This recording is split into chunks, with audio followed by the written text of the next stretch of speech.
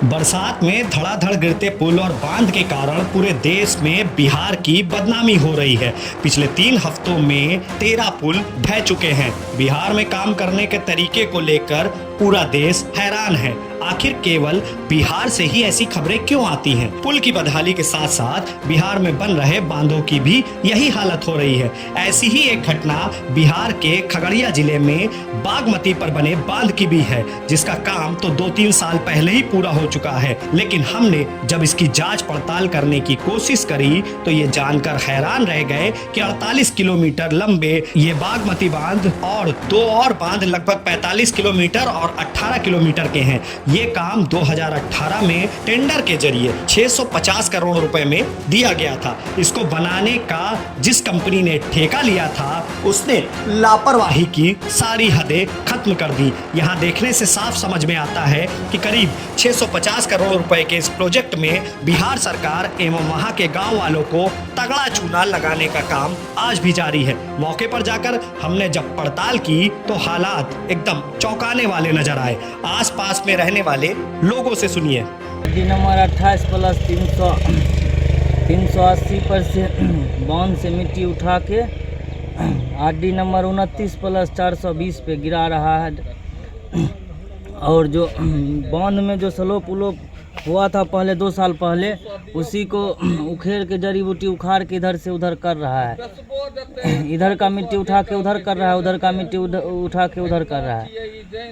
31+420 पर उधर भी एक एक्सकावेटर है जो स्लोप से मिट्टी उठा के टॉप से स्लोप में कर रहा है, और जड़ी बूटी घास उसको स्लोप से उखाड़ के इधर से उधर कर रहा है।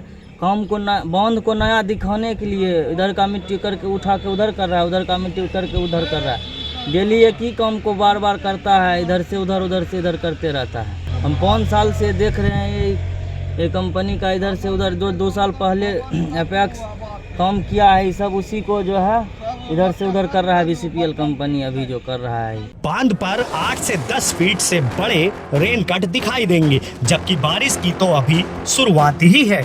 इतने बड़े गड्ढे होने का कारण यह भी है कि इस बांध के साथ छेड़छाड़ करके बड़ी रकम हजम करने की बड़ी साजिश चल रही है। कहानी यह है कि इस बांध का काम तो 2-3 साल पहले ही पूरा हो चुका था। इसी बीच यह बांध 2-3 बारिश भी झेल चुका है, जिसके कारण बांध काफी मजबूत हो गया था। इसके ऊपर उगी जड़ी बूटियों और घने छोटे पेड़ जो इसको बारिश की सीधी मार से बचा रहे थे। लेकिन पिछले 3-4 महीने से कुछ मशीनें लगा बांध का बहुत सारा हिस्सा जो पहले से मजबूत हो चुका था उसको कमजोर करने की एक बड़ी साजिश करी जा रही है। इस पर लगी जड़ी बूटियां और छोटे पेड़ों जो बांध को मजबूत बना रहे थे उनको मशीनों द्वारा उखाड़ने का काम किया जा रहा है। आसपास के जानकार लोगों के समझाने और रोकने के बाद भी पेड़ उखाड़ने का काम आज भी पूरी दबंगई से चल रहा है। इसके पीछे कारण ये है कि सरकार को दिखाया जा सके कि इस काम को अभी 2-3 महीने के अंदर ही पूरा कराया गया है। इसके जरिए BSCPL कंपनी मरम्मत का बजट पास करवाकर एक बार फिर बिहार सरकार को तगड़ा चूना लगाना चाहती है। जाहिर है इतना बड़ा घोटाला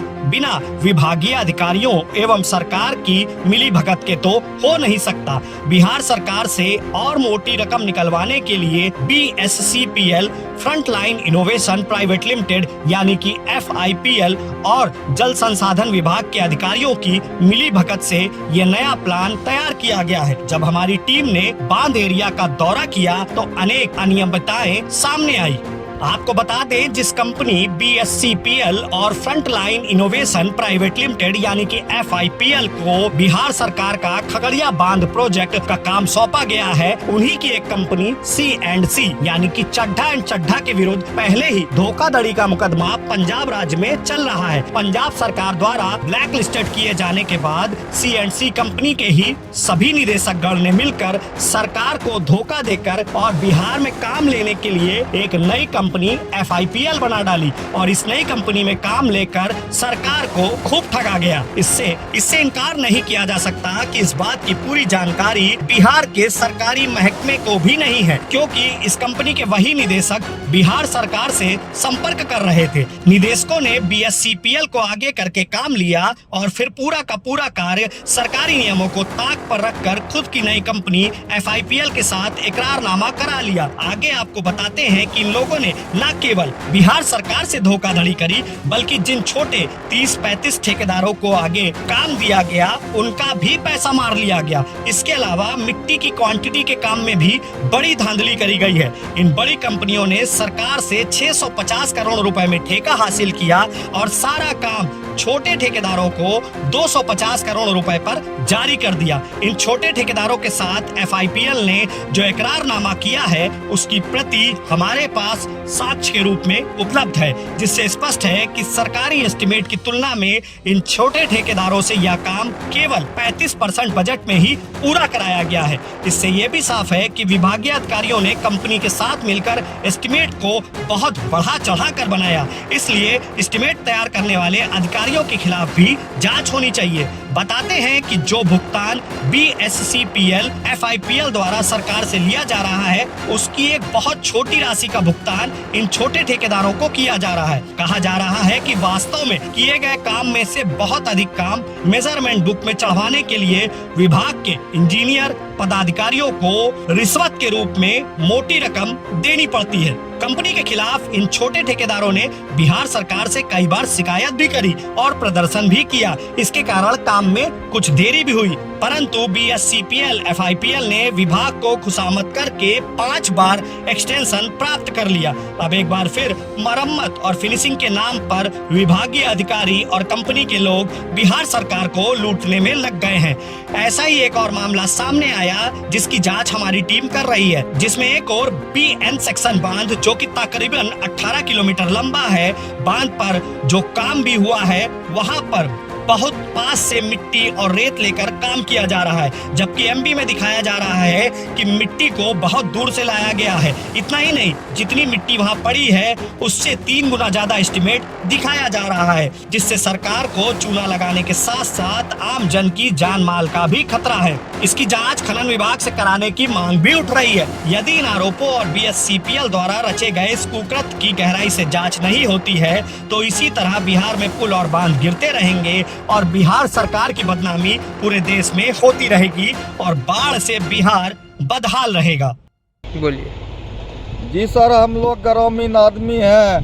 पहले जो काम हुआ था इस जगह वही मट्टी काट की, अब कौन कंपनी आता है, कहाँ क्या करता है नहीं करता है सर जी वो तो हमको मालूम नहीं है, लेकिन यही मट्टी उठा के इधर से उधर उधर से इधर करता है और हम विशेष क्या बोलेंगे। हम लोग तो ग्रामीण आदमी हैं, हमको उतना जानकारी नहीं है। ये तो सब तो जानेगा विभाग ने, लेकिन ग्रामीण जो देखते हैं उतना बात हम लोग बोल रहे हैं। 2 साल पहले जो स्लोप उलोप कटा था, चाहे जो भी बांध का कंस्ट्रक्शन का काम था, वो सब जो है पूर्ण होने के बाद भी वही मट्टी को उठा के जड़ी बूटी घास भूस हर चीज लगा हुआ था, उसी को उखाड़ कर इधर करता है और उसी को उखाड़ को उधर करता है, और हम लोग क्या विशेष बोलेंगे। वो तो वैसे भी सरकार ने बांध की मजबूती और पर्यावरण सुधारने के लिए करोड़ों रुपए लगाकर जो पेड़ पौधे और जड़ी बूटियां लगवाई हैं, उनको उखाड़ना किसी भी सूरत में जायज नहीं है। इतना ही नहीं, बिना परमिशन पेड़ों को काटना एक अपराध है और इसकी जिम्मेदारी किसकी है यह भी तय होना चाहिए। माइनिंग विभाग तथा वन एवं पर्यावरण विभाग से इसकी जांच कराई जानी चाहिए। बड़ी बात यह है कि इस काम में केंद्र सरकार का भी योगदान है। ऐसे में इस पूरे घोटाले की जांच CBI को सौंपनी चाहिए, जिससे विभाग में जड़े जमा चुके घोटालेबाज विभागीय अफसरों को भी जांच के दायरे में लाया जा सके। ये साफ समझ में आता है कि बिना विभागीय अधिकारियों की मिलीभगत के इतना बड़ा घोटाला करना मुमकिन ही नहीं है। ऐसे ही खास खबरों के लिए देखते रहिए स्वराज इंडिया। हर खबर की अपडेट पाने के लिए हमारे चैनल को लाइक करें, सब्सक्राइब करें और बेल आइकन को दबाएं।